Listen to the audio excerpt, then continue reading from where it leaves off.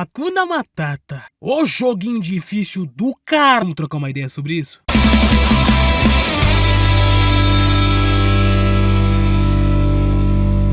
Aô! Sejam muito bem-vindos, senhoras e senhores.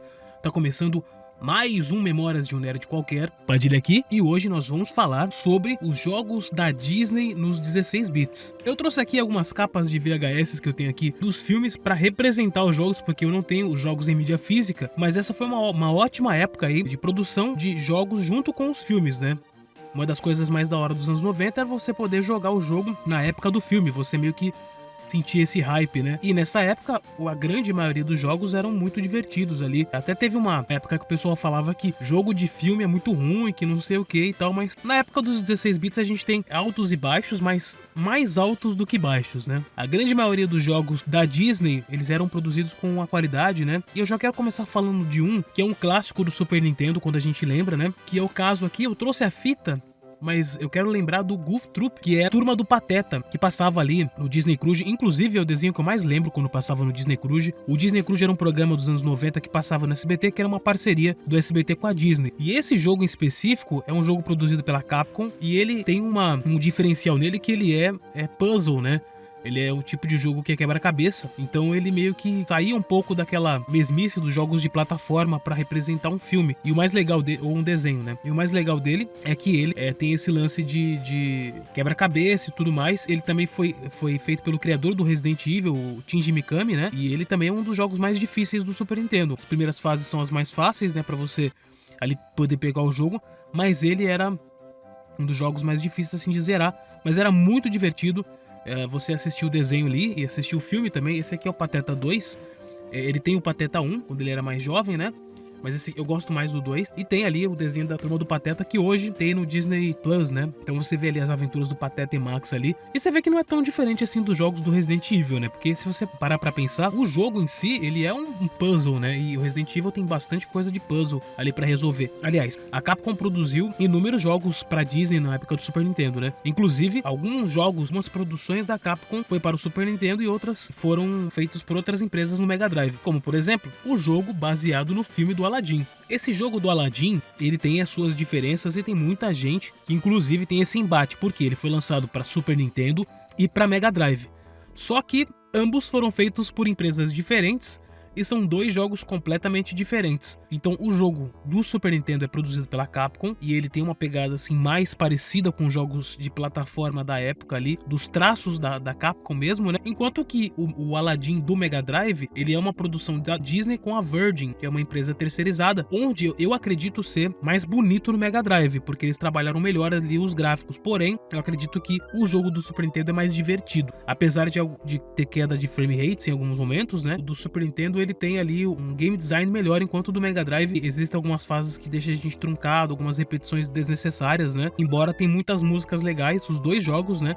Eu ainda acho que o Aladdin do Super Nintendo é melhor. Mas deixa aí nos comentários qual que você acha melhor aí, se é o do Super Nintendo, se é o do Mega Drive, né? Tem essa diferença. Do Mega Drive tem aquela espadinha, né? O Super Nintendo não tem a espadinha, né?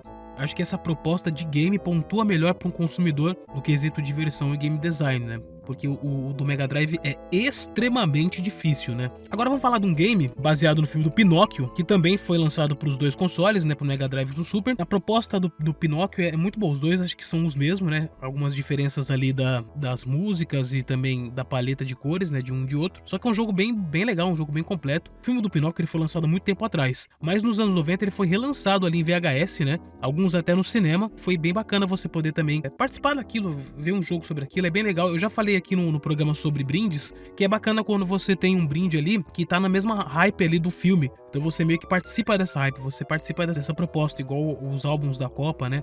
Eu acho bem bacana. Não é todo mundo que curtia Pinóquio, né? Apesar de achar a capa bem chamativa, o jogo do Pinóquio tá uma capa muito boa. As telas são legais e alguns momentos da gameplay são extremamente desafiadores, né?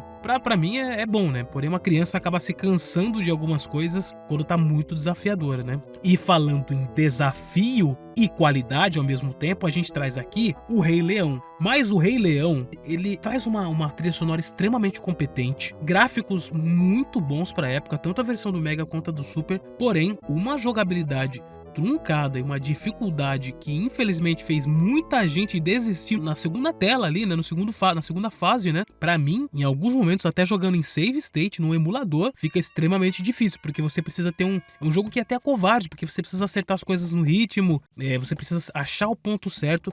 Aquela parte que ele vai com o avestruz, né, em cima do avestruz, desviando ali dos obstáculos, é extremamente difícil. Aí depois tem a parte dos macacos também, que tem uma sequência bem complexa. Isso antes dele se tornar adulto ali, né? Então é um jogo que é extremamente difícil. Eu lembro de alugar ele bastante na locadora, porque eu gostava muito do filme, né? E as músicas são muito boas, assim, pro jogo de Super Nintendo. E esse filme marcou os anos 90, né? Filme, ambientação, personagem. E ele tava ali à disposição pra você jogar no console. Porém, mas é difícil, mas difícil com força.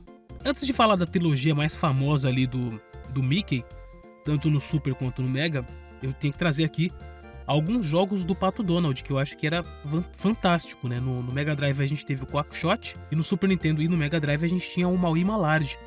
Esses dois aí são muito bons. Eu acho que o do Mega, ele tem mais sucesso, né? Porque ele vem nessa pegada meio Indiana Jones, ele tem o lance ali perto ali junto com os DuckTales, né? Que também foi lançado pro Nintendinho.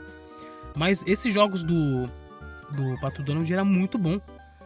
Eu lembro que eu joguei muito o Maui Malard, né? Onde a gente tem o Pato Donald interpretando um personagem dentro de um jogo. A trilha sonora é espetacular e ela tem uma pegada de jazz. Então, até blues você escuta nesse jogo, é muito boa. A jogabilidade não é das melhores, eu acho que é um jogo que envelheceu mal, né? Mas compensa ali pela fluidez. Eu gosto muito da fluidez desse jogo, do Maui Malard. E do Quackshot eu acho muito bom, ele é um jogo de extrema qualidade. Um jogo que até hoje, se você pegar pra jogar, ele vale a pena. É um pouco complexo, às vezes fica um pouco truncada a jogabilidade, mas ele é extremamente competente ali nos gráficos e no desafio, né? Vale conferir também a direção de arte do jogo chamado Mickey Mania, ou Mickey Mania, como a gente dizia na época. É um jogo que pega ali o começo dos primórdios do Mickey Mouse, né? Então você joga numa tela primeiro preto e branco. Esse é um dos poucos jogos que eu vi do Super Nintendo ter loading, né? Então ele tem um load ali antes de começar as fases. Ele também é extremamente difícil. Até pra você jogar em save state também é bem difícil. Porém, vale muito a pena você dar uma olhada. Ele também saiu pra PlayStation 1. E ele tem esse lance de você transitar ali entre as épocas do Mickey na história da Disney, né? Agora sim, vou falar de dois jogos, tanto para o Super Nintendo quanto para o Mega Drive, que são extremamente competentes. Primeiro eu vou falar de Castle of Illusion, que é um jogo do Mega Drive, acho que o jogo do Mickey mais famoso do Mega Drive, e o World of Illusion, que é com o Pato Donald também. Esses dois jogos são muito bons, jogos que tá na memória de todo mundo, assim, de lembrar, de ter um game design muito bom. As músicas são músicas nostálgicas. E no Super Nintendo a gente tem a trilogia do Magical Quest. Os mais conhecidos são o 1 e o 3, né? Embora eu gosto muito do que ele tem a Minnie, que é o 2, né? Que é a ambientação num circo ali. Mas vale muito a pena também essa trilogia do Magical Quest. Os dois consoles têm coisas boas a trazer. Embora eu goste mais da trilogia do Magical Quest do que o Castle of Illusion, mas vai de gosto, porque tem muita gente que tem esse jogo na memória, né? As músicas são nostálgicas de ambos os jogos e eles remetem ali às capas de locadora, né? As capas famosas de locadora. Inclusive o Magical Quest 3, se eu não me engano, ele não tinha a versão americana, então as locadoras até alugavam uma versão pirata do jogo, né? Mas o 1 também, ele tem ali uma pegada bem nostálgica. Inclusive a música de fases ali, de uma fase da outra, é muito nostálgica pra mim. Ainda falando da Disney, tem o Bonkers, tem o Jungle Book, né, que é o Mowgli, tem a Bela e a Fera. Porém, esses que eu comentei primeiro são os mais lembrados, né? Esses emocionantes jogos eu acho que alguns venceram o tempo. Então fica aí a dica para quem quer emular, para quem tem como verificar também. Os jogos também foram lançados para GBA, alguns jogos de Play 1.